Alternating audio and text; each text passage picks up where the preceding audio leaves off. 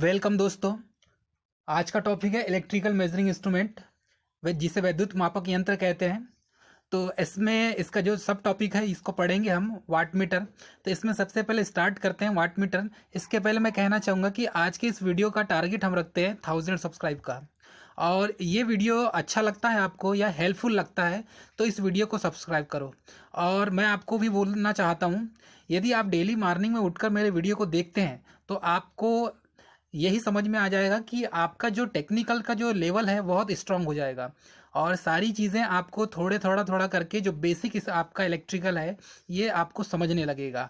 और मैं यही बोलना चाहूँगा कि आप डेली मॉर्निंग में उठकर सबसे पहले अपना टारगेट सेट करो, और टारगेट सेट करो और उस पूरे दिन तक, पूरे दिन भर आप उस टारगेट को अचीव करने में अपना पूरा टाइम लगा दो। इससे क्या होगा कि आपका एक तो टारगेट भी अचीव हो जाएगा, दूसरी बात ये हो जाएगा कि आप टेक्निकल में बहुत स्ट्रांग हो जाएंगे। तो दोस्तों हम स्टार्ट करते हैं सबसे पहले वाट मीटर। वाट मीटर से हम शक्ति मापन करते हैं। पहली बात तो वाट मीटर से शक्ति का मापन किया जाता है। और डीसी पावर जो है, डीसी की पावर जो होती है वो P इक्वल V इंटू आई होती है। ठीक है, तो यदि P इक्वल V इंटू आई है, मतलब हम क्या कर रहे हैं यहाँ पर, इस सर्किट में पावर यदि मेज़र कर रहे हैं तो वोल्टेज और करंट का रेशो होता है ये। और वोल्टेज और करंट का इंटू होने के कारण ही हम इसमें P इक्वल V इंटू आई होता है। ठीक है, इसमें हम देखेंगे कि वाट मीटर का यूज़ कहाँ किया जाता है। तो वाट मीटर से सबसे पहले तो हम पावर मेज़र करेंगे। क्या करेंगे? Power measure. पावर मापन में ही वाट मीटर का यूज़ किया जाता है। ये हो गया। इसके बाद हम देखेंगे यदि डीसी पावर मापना है हमें, तो डीसी पावर मापने के लिए उसका फार्मूला क्या बन जाएगा? P इक्वल V इंटू आई बनेगा। और एसी के लिए क्या बन जाएगा? एसी में पावर फैक्टर होता है, इसीलिए एसी में क्या हो जाएगा, ये डीसी का था और एसी में पावर फैक्टर होने के कारण P equal V I cos phi हो जाएगा। तो ये कॉस फाई क्या है? यही है पावर फैक्टर एंगल। तो पावर फैक्टर एंगल होने के कारण, एसी में पावर फैक्टर होने के कारण ही इसमें यही कॉस फाई हो जाएगा। और इसमें जो फाई है, ये फाई क्या हो जाएगा? फेज एंगल कहलाएगा। फाई क्या कहलाएगा? फेज एंगल कहलाएगा। इसलिए इसका यूज सबसे ज़्यादा किया जाता है एसी में। तो एसी में पावर मेजर करने का फार्मूला क्या है? P इक्वल V इंटू आई कॉस फाई हो जाएगा। और डीसी में पावर मेजर करने का जो फार्मूला है P इक्वल V इंटू आई हो जाएगा। तो इसका जो एक्चुअल में इसका जो यूज़ करते हैं, तो यह सर्किट की ट्रू पावर को मेज़र करता है। किसे? सर्किट की ट्रू पावर को। ट्रू पावर या एक्चुअल पावर भी बोल सकते हैं आपको। ठीक है, इन दोनों को ट्रू पावर या एक्चुअल पावर भी कहा जाता है। Actual power. तो हम सर्किट की, किसी भी सर्किट की यदि हमें पावर मेज़र करना है तो हम उस पावर जो मेज़र करते हैं वो ट्रू पावर कहलाती है। अर्थात हम सर्किट की ट्रू पावर को मेज़र करते हैं। ठीक है, अब वाट मीटर जब मेज़र करते हैं तो ये एक्टिव पावर ही मेज़र करता है। इसे ट्रू पावर को हम एक्टिव पावर भी कहते हैं। ठीक है, क्या क्या मैंने कहा? एक्टिव पावर भी मेज़र किया जाता है, मतलब ट्रू पावर को भी एक्टिव पावर कहा जाता है, वास्तविक शक्ति भी कहा जाता है इसे। तो इस तरीके से यदि ट्रू पावर ऑब्जेक्टिव में लिखा है तो भी सही होगा, और एक्टिव पावर भी लिखा है तो भी सही होगा, या वास्तविक पावर भी लिखा है तो भी सही होगा। अर्थात हम वाट मीटर से ट्रू पावर को मेज़र करते हैं। इसका जो क्लासिफिकेशन है ये डिफ्लेक्शन टाइप इंस्ट्रूमेंट में किया जाता है। वाट मीटर का जो यूज़ है, इसका जो क्लासिफिकेशन है, ये डिफ्लेक्शन टाइप इंस्ट्रूमेंट में इसका यूज़ किया जाता है। अर्थात ये डिफ्लेक्शन टाइप इंस्ट्रूमेंट कहलाता है। और ये बहुत सारे टाइप का होता है। तो इसमें पहला है, एक तो डायनेमोमीटर प्रकार का होगा, तो डायनेमोमीटर प्रकार का है। दूसरा होगा इंडक्शन प्रकार का, और तीसरा होगा आपका स्थिर वैद्युत प्रकार का। मतलब ये 3 टाइप के होते हैं, एक तो डायनेमोमीटर टाइप का, दूसरा इंडक्शन टाइप का, और तीसरा है स्टैटिक इलेक्ट्रिसिटी टाइप का। तो प्रायः हम डायनेमोमीटर टाइप का जो आपका वाट मीटर होता है इसे ज़्यादा यूज़ करते हैं, क्योंकि यह एसी और डीसी दोनों की पावर को मेज़र कर सकता है। इसीलिए हम किसका यूज़ करेंगे? सबसे ज़्यादा डायनेमोमीटर टाइप का वाट मीटर यूज़ करेंगे। तो डायनेमोमीटर टाइप का वाट मीटर हम यूज़ करने का हमारा रीज़न यही रहता है कि ये एसी पावर को भी और डीसी पावर को भी, ये दोनों पावर को मेज़र कर सकता है। इसलिए हम डायनेमोमीटर टाइप का वाट मीटर यूज़ करते हैं। इसमें फ़र्क इतना ही है। और यदि आप कहीं, आपको देखने मिलता है ऑब्जेक्टिव क्वेश्चन में कि इंडक्शन टाइप का वाट मीटर यूज़ किया जाता है, तो इंडक्शन टाइप का जो वाट मीटर है वो सिर्फ एसी में यूज़ किया जाता है। डीसी में उसे यूज़ आप नहीं कर सकते, क्योंकि डीसी में इंडक्शन की क्रिया नहीं होती। तो इसमें हमने मेन पॉइंट ये देखा है कि मेन पॉइंट में पहला तो ये देखा हमने कि यह कितने प्रकार का होता है, 3 प्रकार का। और पहला क्या होता है, डायनेमोमीटर टाइप का, डायनेमोमीटर प्रकार का होता है। दूसरा होता है आपका इंडक्शन टाइप, इंडक्शन टाइप का होता है। और तीसरा होता है आपका स्टैटिक विद्युत टाइप का, मतलब स्थिर विद्युत या स्टैटिक इलेक्ट्रिसिटी टाइप का होता है। तो ये 3 टाइप का हो गया आपका। अब बेसिकली हम देखा जाए तो पावर यदि हमें मेज़र करना है तो हम इस डायग्राम में देखेंगे। इस डायग्राम में सीसी और पीसी 2 कॉइल होती है, एक तो करंट कॉइल होगा और एक वोल्टेज को या प्रेशर कॉइल होगा। तो इसमें ये जो डायग्राम आपको दिख रहा है, ये डायग्राम में जैसे ही हमने सप्लाई दिया, मतलब कि ये वोल्टेज सोर्स है, ये सप्लाई वोल्टेज हम जब यहाँ से देंगे तो ये जो नीचे वाला है ये प्रेशर कॉइल कहलाएगा, इसे पीसी कहते हैं। और ये ऊपर वाली जो कॉइल है ये सीसी कॉइल मतलब करंट कॉइल होगी, ठीक है। और यहाँ पर यह है लोड लगा हुआ, ठीक है। अब ये लोड लगा हुआ है, अब यहाँ से जब सप्लाई देंगे हम इस सर्किट से, तब क्या होगा। तो सबसे पहले इस डायग्राम में देखेंगे हम करंट कॉइल को। तो ये जो करंट कॉइल है सीसी कॉइल, इसकी खासियत क्या होती है, ये इसका स्ट्रक्चर किस टाइप से होता है। तो करंट कॉइल जो है इसका जो रेजिस्टेंस होगा ये होगा लो। उसके बाद इसका इसमें जो नंबर ऑफ टर्न्स होंगे, ये नंबर ऑफ टर्न्स, ठीक है, कितने होंगे, कम होंगे, फ्यू टर्न्स होंगे या कम टर्न होंगे, टर्न की संख्या कितनी होगी, कम होगी इसमें। और ये जो वायर है ये वायर मोटा होगा, मतलब इसमें ये थिकनेस इसकी ज़्यादा होगी, मोटा वायर होगा। इतना समझ में आ गया हमें कि करंट कॉइल का कंस्ट्रक्शन किस टाइप से होगा। 3 पॉइंट हमें याद रखना है इसमें। इसका रेजिस्टेंस लो होगा, number of turns come turn होंगे, वायर मोटा होगा इसका, ठीक है। और इस तरीके से ये सीसी कॉइल को हम कनेक्ट करते हैं, वो भी सीरीज में। उसके बाद हम आ जाते हैं पीसी कॉइल अर्थात प्रेशर कॉइल। तो प्रेशर कॉइल का डायग्राम जो देख रहे हैं हम, ये पैरेलल में कनेक्ट है। और प्रेशर कॉइल सबसे पहले आप देखेंगे हम प्रेशर कॉइल।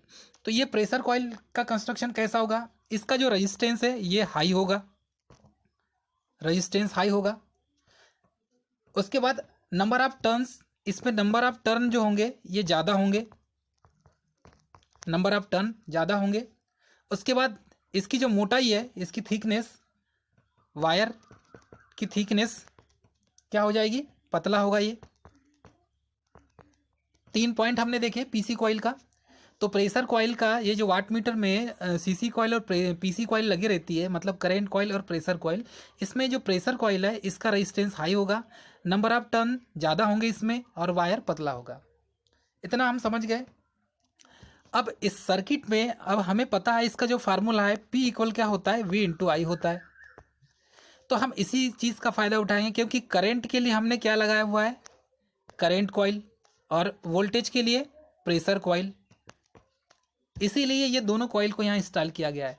तो इन दोनों का इनटू क्या कहलाएगा, पावर कहलाएगा। तो इन दोनों में जो रीडिंग देगा सीसी कॉइल और पीसी कॉइल, इन दोनों के कॉम्बिनेशन जो रीडिंग आएगा ये पावर कहलाएगा। तो इसी तरीके से हम इस सर्किट में हम पावर मेजरमेंट करेंगे, ठीक है। ये तो था अभी डीसी पावर मेज़र करने के लिए, लेकिन हमें एसी पावर मेज़र करना है, एसी की पावर मेज़र करना है। तो उसके लिए क्या हो जाएगा, ये डीसी पावर मेज़र करने का डायग्राम था, ये एसी पावर मेज़र करने का डायग्राम है। इसमें भी सेम कंस्ट्रक्शन होगा, लेकिन इसमें भी क्या लगा हुआ होगा, सीसी और पीसी कॉइल। तो ये सीसी करंट कॉइल है और ये पीसी, कंस्ट्रक्शन सेम होगा। लेकिन इन दोनों में एक चीज़ हमें डिफरेंट मिलेगी, इसमें वोल्टेज और करंट के बीच में जो फेस एंगल है कॉस फाई, ये कॉस फाई का जो फाई है फेस एंगल, ये फेस एंगल हमें क्या करना पड़ेगा, यहाँ पर निकालना पड़ेगा। मतलब कि हमें इसके साथ इसका मान या इसका एंगल जो है, इस एंगल को हमें पुट करना पड़ेगा, तभी हम एसी की पावर मेज़र कर सकते हैं। तो एसी की पावर मेज़र करने के लिए हमें क्या करना पड़ेगा, ये जो फेस एंगल है, इस फेस एंगल को यहाँ पर इसकी वैल्यू पुट करना पड़ेगा। बाकी कंस्ट्रक्शन सेम जैसे का वैसा रहेगा। इसीलिए एसी और डीसी दोनों पावर मेज़र करना है तो हमें क्या करना पड़ेगा, डायनोमीटर टाइप का इंडक्शन, डायनोमीटर टाइप का वाट मीटर हमें यूज़ करना पड़ेगा। इंडक्शन टाइप वाट मीटर, इसका कंस्ट्रक्शन कैसा होगा, इंडक्शन टाइप वाट मीटर। तो इंडक्शन टाइप वाट मीटर का कंस्ट्रक्शन क्या है, इससे भी पावर मेज़र करते हैं, ये भी पता है हमें। इसमें क्या होती है, एक डायग्राम के अनुसार बताऊंगा, एल्युमिनियम की डिस्क होती है और ये इसमें एक मूविंग सिस्टम होता है। तो इस तरीके से एक डायग्राम बनेगा इसका, ठीक है। ये डायग्राम बन गया आपका। ये डिस्क है और ये इससे अटैच होगा, ये इससे क्या होगा, अटैच होगा। और नीचे एक कॉइल लगी होगी, इसमें कॉइल लपेटी होगी, इसमें भी कॉइल लपेटी होगी और इसमें भी कॉइल लपेटी होगी। तो इसका कनेक्शन नीचे होगा, इसका कनेक्शन भी इस साइड निकलेगा।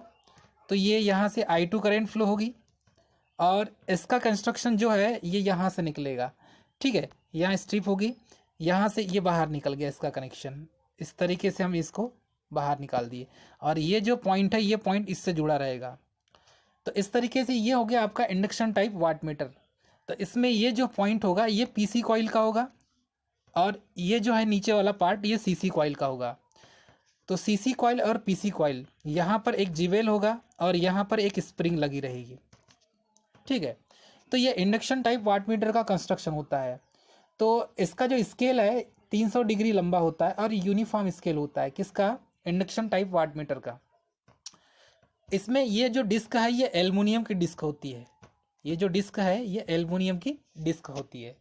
ठीक है, अब यही मूविंग सिस्टम पर लगा होता है और इसके दोनों तरफ इलेक्ट्रोमैग्नेट लगे होते हैं। दोनों साइड क्या है, ये इलेक्ट्रोमैग्नेट, क्योंकि ये साइड में जो पार्ट बने हैं ये इलेक्ट्रोमैग्नेट का काम करेगा।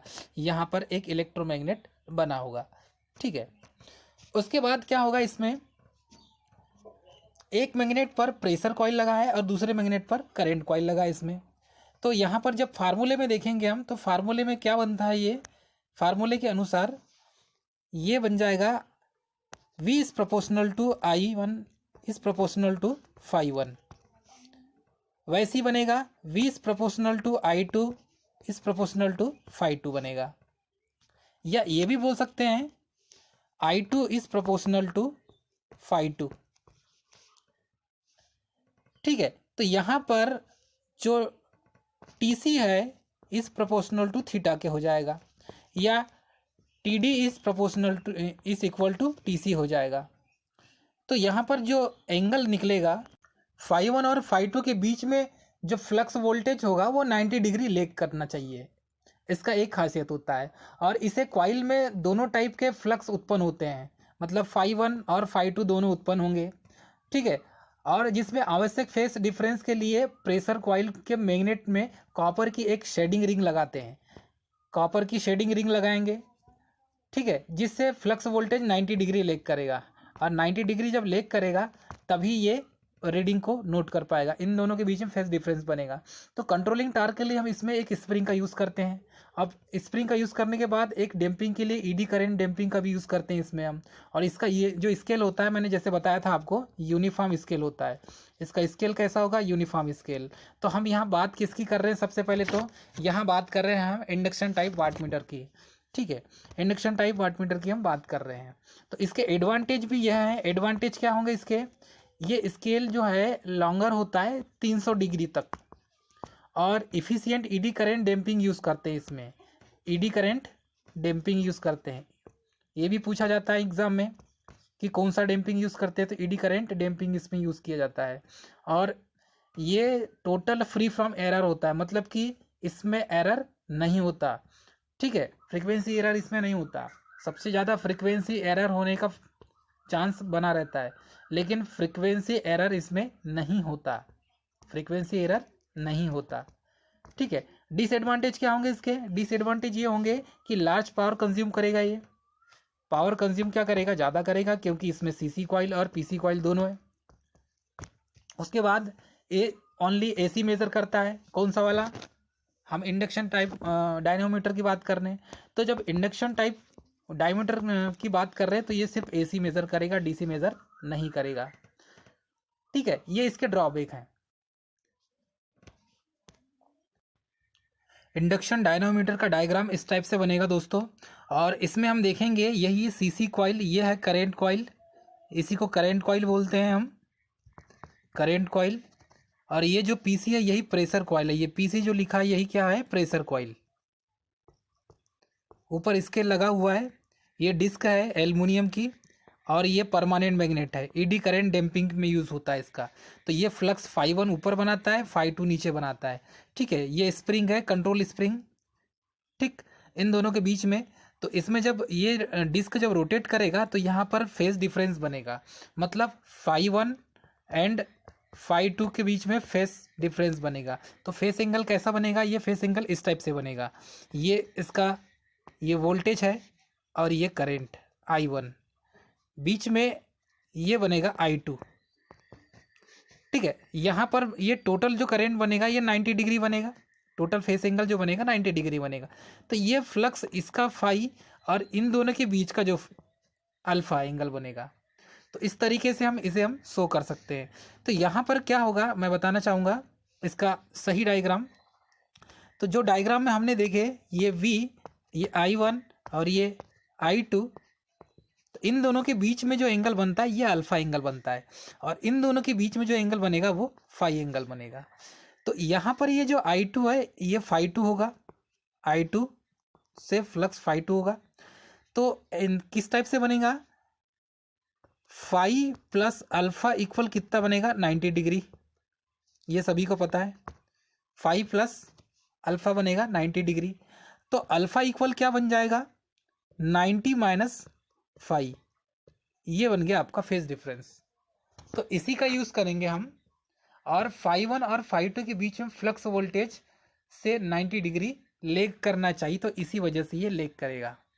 इसका स्केल यूनिफॉर्म होगा और ये कॉपर की शेडिंग रिंग लगी होती है बीच में। तो इस तरीके से जो इंडक्शन टाइप डायनोमीटर होता है इसका ये जो कंस्ट्रक्शन इस टाइप से होता है, और इसका जो वर्किंग प्रिंसिपल है इसी वर्किंग प्रिंसिपल पर इस तरीके से काम करता है। आगे देखेंगे हम। सेकेंड है इलेक्ट्रो डायनोमीटर टाइप वाटमीटर। और इलेक्ट्रो डायनोमीटर टाइप वाटमीटर भी इसमें AC और DC दोनों को मेज़र किया जाता है, ये तो मैंने पहले ही बता दिया आपको। तो इसका यूज़ कहाँ होगा इलेक्ट्रो डायनोमीटर टाइप वाटमीटर का, AC और DC दोनों में पावर मेज़र करने के लिए। तो AC पावर भी और DC पावर दोनों मेज़र कर सकते हैं हम। इसमें इसका कंस्ट्रक्शन सेम बनेगा, ये कंस्ट्रक्शन है, इस लाइन को ड्रॉ करेंगे तो ये फिक्स्ड कोर हो जाएगा, एक कॉइल लगी हुई है ये और ये दूसरी कॉइल लगी हुई है। इन दोनों के बीच में देखिए ये PC प्रेशर कॉइल, एक रिंग के अंदर प्रेशर कॉइल लगी हुई है। तो ये fixed air core current coil है, इसे हम fixed air core current coil बोलते हैं जिससे, ठीक है। और सेकंड है इस side fixed air core current coil, तो ये CC हो जाएगी, दोनों साइड करंट कॉइल और बीच में हो जाएगी आपकी PC। तो ये जो रिंग के अंदर बनी हुई है ये PC मतलब प्रेशर कॉइल है। यहाँ से एक स्केल बना हुआ है जो यूनिफॉर्म स्केल होगा, और इनमें से जो करंट फ्लो होगी ये I2 करंट फ्लो होगी, और यहाँ से इन दोनों के बीच में RP कनेक्ट होगा। तो air core moving pressure coil यहाँ पर बीच में लगा होता है जिसे PC कॉइल बोलते हैं हम, ठीक है। जब यहाँ से करंट सप्लाई होगा तो करंट सप्लाई होने का सिस्टम कहाँ से होगा, सीधे यहाँ पर I1 करंट फ्लो होगी प्रेशर कॉइल से, और प्रेशर कॉइल से होते हुए करंट कहाँ पर सीधे ये पहुँचेगी RP में। तो ये इसका जो रजिस्टेंस है ये मैक्सिमम होगा 20 एम्पियर तक इसमें करंट फ्लो होगी, मतलब 100 मिली एम्पियर से 20 एम्पियर तक इसमें करंट फ्लो होगी ये इस रजिस्टेंस में, ठीक है। बीच में एक कंट्रोल स्प्रिंग होगा, इससे स्प्रिंग से कंट्रोलिंग की जाएगी, और ये लोड से सीधे कनेक्ट होगा। तो यहाँ से I2 करंट सीधे फ्लो होगी और ये लोड से होते हुए सीधे यहाँ से निकल जाएगी। तो इस तरीके से यहाँ पर हम इसका ये जो कंस्ट्रक्शन है इलेक्ट्रोडायनोमीटर टाइप वाटमीटर का देखेंगे। इसमें जो करंट कॉइल में करंट फ्लो होती है 100 मिली एम्पियर से 20 एम्पियर तक होती है, मैक्सिमम 20 एम्पियर। फिर उसका प्रेशर कॉइल है, इसमें मैक्सिमम इसका डिज़ाइन करते हैं 600 वोल्ट के लिए। कितने वोल्ट के लिए, 600 वोल्ट के लिए, मतलब 600 वोल्ट इसमें फ्लो हो सकता है। एक नोट जो पॉइंट है याद रखने के लिए, इसमें स्प्रिंग ब्रेक होने पर इंस्ट्रूमेंट ऑपरेट नहीं होता, मतलब ये जो स्प्रिंग है ये ख़राब हो जाए या टूट जाए तो ये ऑपरेट नहीं होगा। तो हमने क्या बताया, जो करंट कॉइल है इसमें 100 मिली एम्पियर फ्लो होगा, और प्रेशर कॉइल है इसमें मैक्सिमम 600 वोल्ट फ्लो होगा। इस तरीके से ये यूज़ का होता है। तो करंट कॉइल वोल्टेज कॉइल के इन फेज में होना चाहिए, नहीं तो इसकी जो रीडिंग में एरर आता है। दोनों क्या होना चाहिए, इन फेज में होना चाहिए, मतलब कि ये जो वेव शेप है और इसके अंदर की जो करंट की वेव से दोनों एक एट ए टाइम जीरो होना चाहिए, एट ए टाइम मैक्सिमम होना चाहिए। तो इसे कहते हैं हम इन फेज। तो ये दोनों होना चाहिए इन फेज में, नहीं तो रीडिंग क्या दिखाएगा, एरर दिखाएगा उसमें।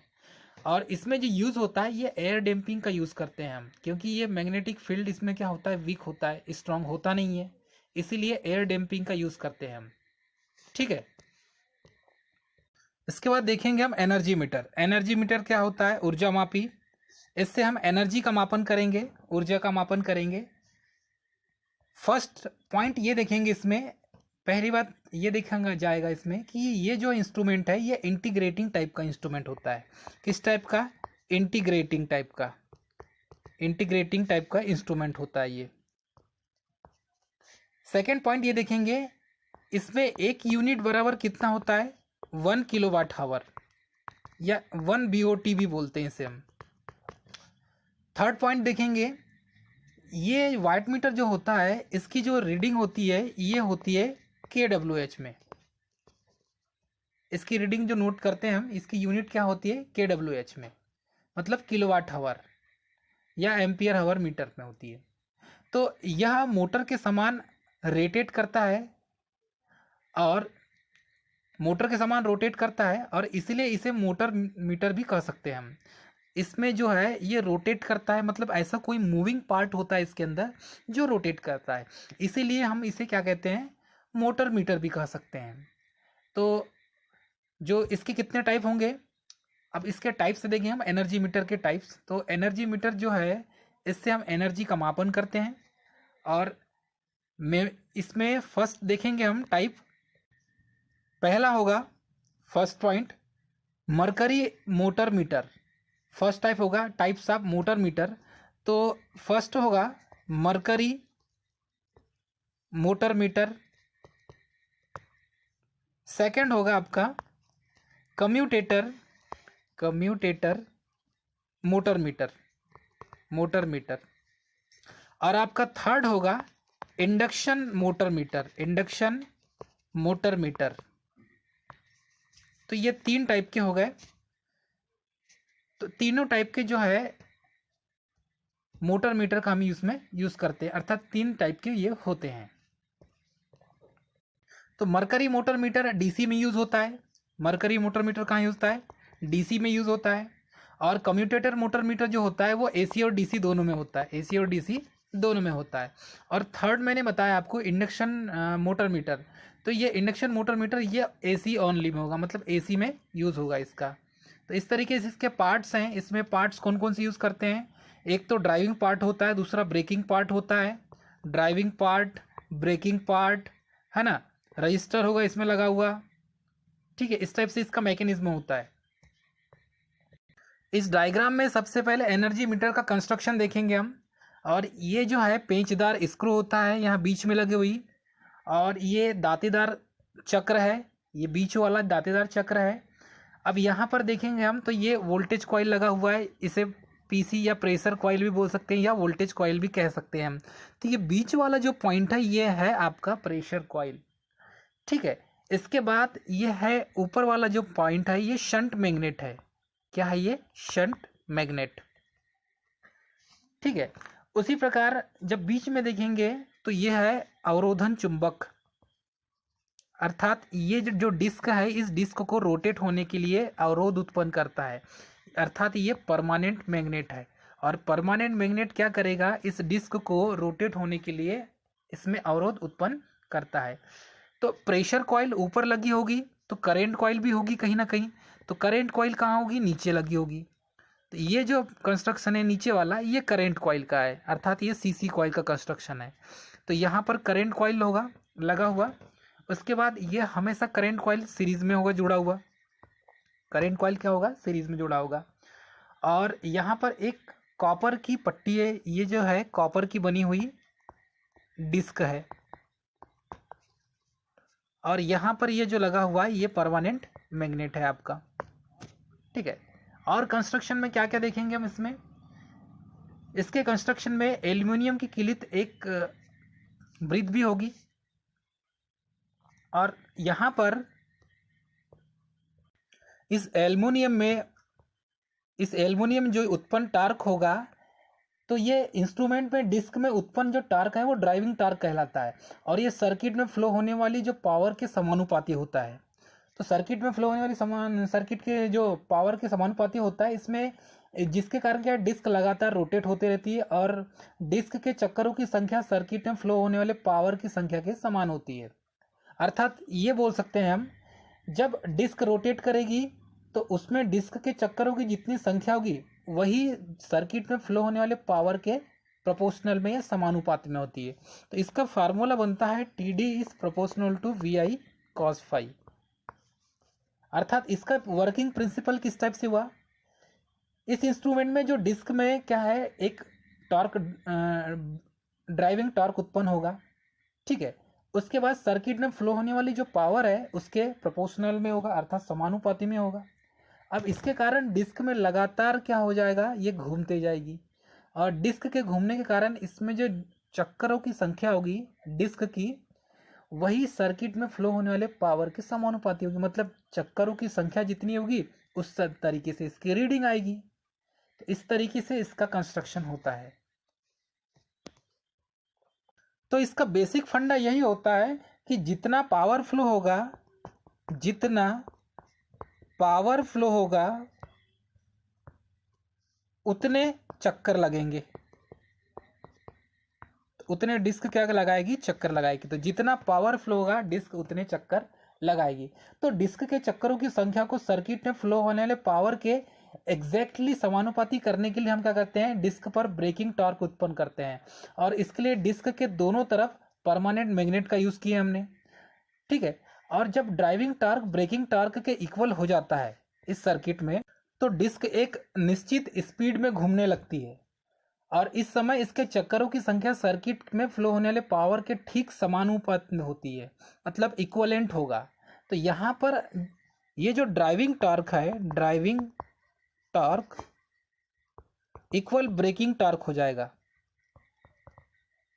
तो ये दोनों हैं, ये दोनों इक्वल होते हैं, तब की कंडीशन में ये जो डिस्क है एल्युमिनियम की, ये स्मूथली घूमती है। तो डिस्क के चक्करों की संख्या को डायल व्हील के ऊपर हम लगाते हैं, ठीक है। तो यहाँ पर रजिस्टर मैकेनिज्म भी होता है और रजिस्टर मैकेनिज्म में क्या होता है कि यहाँ पर मूविंग सिस्टम पर एक व्हील लगी होती है और व्हील को सीरीज में इसका यूज़ करते हैं, मतलब सीरीज में लगा होता है। और डिस्क के चक्करों की संख्या जो है डायल के व्हील के ऊपर लगाने के कारण इसमें रीडिंग शो होते हैं। तो इसे मैथमेटिकली यदि हम देखें तो मैथमेटिकली क्या हो जाएगा, ये जो ड्राइविंग टॉर्क है ये ड्राइविंग टॉर्क हो जाएगा आपका ब्रेकिंग टॉर्क के इक्वल में, ठीक है। इस कंडीशन में जो डिस्क है ये स्थिर अवस्था में घूमेगी, तब इसमें n इज प्रोपोर्शनल टू बन जाएगा वी आई कॉस फाई और स्थिर गति में डिस्क आपकी रोटेट करने लगेगी। तो इसका फार्मूला क्या बनेगा, इसका फार्मूला हम देखेंगे। तो इसका फार्मूला क्या बनेगा, 1200 चक्कर अपान 3600 सेकेंड बराबर होगा 1 किलो वाट। बराबर कितना हो जाएगा, 1 किलो वाट। और 1 किलो वाट बराबर होता है 1000 वाट। इतना समझ में आ गया। अर्थात हमने क्या किए, 1200 चक्कर अपान 3600 सेकेंड बराबर होगा 1 किलो वाट और 1 किलो वाट बराबर होता है 1000 वाट। तो 1 किलो वाट हावर बराबर कितना हो जाएगा, 36 गुणित 10 पे 5 वाट सेकेंड। थर्ड पॉइंट क्या बनेगा, ये सेकेंड पॉइंट था, थर्ड पॉइंट बनेगा किलो वाट बराबर V I cos phi into time upon 1000, ये बनेगा। तो इस तरीके से हम इस फार्मूले से एनर्जी मीटर की यूनिट निकाल सकते हैं। अब ये देखेंगे इसमें कौन कौन से एरर होते हैं। तो बेसिकली जो एरर होते हैं इसमें, एनर्जी मीटर में जो एरर होते हैं, फर्स्ट होता है आपका, ये है आपका फेस एरर। पहला है आपका फेस एरर, सेकंड है स्पीड एरर, थर्ड पॉइंट है आपका फ्रिक्शन एरर, जिसे घर्षण एरर भी बोलते हैं, और फोर्थ पॉइंट है आपका करंट एरर। तो ये 4 प्रकार के एरर होते हैं, 4 प्रकार के एरर एनर्जी मीटर में होते हैं। तो फर्स्ट है फेस एरर। में फेस एरर को हम दूर करना है तो पावर फैक्टर कंपनसेटर का यूज़ करेंगे। सेकेंड हमने बताया स्पीड एरर, और स्पीड एरर को यदि आपको दूर करना है तो इसके लिए क्या करेंगे, ब्रेकिंग मैग्नेट लगाएंगे। तो ब्रेक मैग्नेट डिस्क का यूज़ करेंगे तो ये स्पीड एरर भी चला जाएगा। थर्ड है आपका फ्रैक्शन एरर, और फ्रैक्शन एरर को दूर करने के लिए हमें क्या यूज़ करना पड़ेगा, शेडिंग रिंग का यूज़ करेंगे हम, शेडिंग रिंग का यूज़ करेंगे। फोर्थ है आपका करंट एरर, और करंट एरर को दूर करने के लिए हम डिस्क के दोनों ओर क्या करेंगे, छेद कर देंगे, डिस्क के दोनों ओर छेद कर देंगे, जिससे करंट एरर भी दूर हो जाएगा। तो इस तरीके से हम एरर को, एनर्जी मीटर में होने वाले एरर को दूर करते हैं। इसकी प्रमुख बातें हैं, इससे किलोवाट आवर मीटर भी कहते हैं। ठीक है, यंत्र के में क्या है, एक चक्कर काटने वाली डिस्क होती है जो रोटेट करती है, और घूर्णन गति किलोवाट में विद्युत खपत के अनुक्रमानुपाती होती है, ये भी हमें पता है।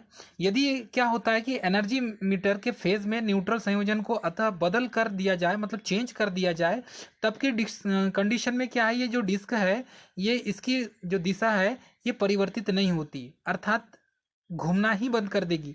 यदि न्यूट्रल की जगह फेस और फेस की जगह न्यूट्रल कर दें, न्यूट्रल फेस है, हम चेंज कर दें, फेस न्यूट्रल कर दें, तो ये घूमना ही बंद कर देगी।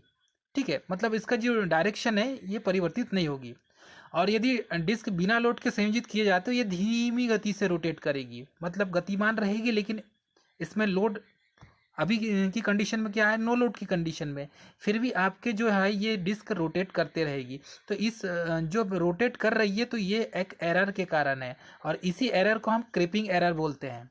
ठीक है, तो ये क्रिपिंग एरर को दूर करना पड़ता है हमें। तो इसके निवारण के लिए डिस्क के दोनों ओर क्या कर देते हैं, हम छेद कर देते हैं, तो क्रिपिंग एरर दूर हो जाता है, जिससे नो लोड की कंडीशन में, नो लोड की कंडीशन में ये जो डिस्क है ये डिस्क रोटेट करना बंद कर देती है।